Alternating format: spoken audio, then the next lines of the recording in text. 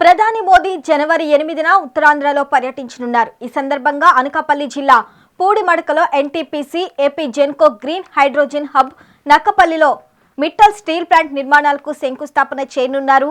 వాస్తవానికి నవంబర్ 29న ప్రధాని మోదీ వీటిని శంకుస్థాపన చేస్తారని అంతా భావించారు. Visakha Andhra university engineering college మైదానంలో 1,00,000 మందితో భారీ బహిరంగ సభకు ప్లాన్ చేశారు. అయితే తుఫాన్ కారణంగా ఈ పర్యటన వాయిదా పడింది. మళ్ళీ ఇప్పుడు తాజాగా జనవరి 8న ప్రధాని మోదీ అనకాపల్లి జిల్లా పర్యటన ఖరారైంది. ఏపీలో కూటమి ప్రభుత్వం అధికారంలోకి వచ్చిన తర్వాత అధికారిక కార్యక్రమాల్లో ప్రధాని మోదీ పాల్గొనడం ఇదే మొదటిసారి.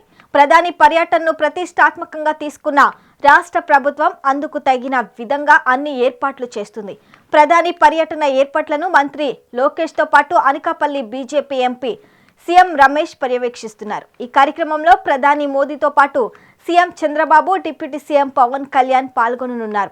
అనకాపల్లి జిల్లా అచ్యుతాపురం మండలం పూడిమడకలో ఎన్టీపీసీ నిర్మించే గ్రీన్ హైడ్రోజన్ హబ్తో పాటు మరికొన్ని ప్రాజెక్టులకు ప్రధాని మోదీ శంకుస్థాపన చేస్తారు. సుమారు 85,000 కోట్లతో నిర్మించే ఈ ప్రాజెక్టు ద్వారా 25,000 మందికి ఉపాధి లభించనుంది. మరోవైపు ఏపీ ప్రజలకు 10 ఏళ్లుగా ఊరిస్తూ వస్తున్న రైల్వే జోన్ కూడా మోదీ శంకుస్థాపన చేయనున్నారు. ఉమ్మడి ఏపీ విభజన చట్టంలో విశాఖ కేంద్రంగా రైల్వే జోన్ ప్రకటించారు. అయితే 10 ఏళ్లు దాటుతున్నా ఇంతవరకు కార్యరూపం దాల్చలేదు. ఇప్పుడు కూటమి ప్రభుత్వం అధికారంలోకి రావటం భాగ్యస్వామ్యం కావటంతో ఈ రైల్వే జోన్పై కదలిక వచ్చింది.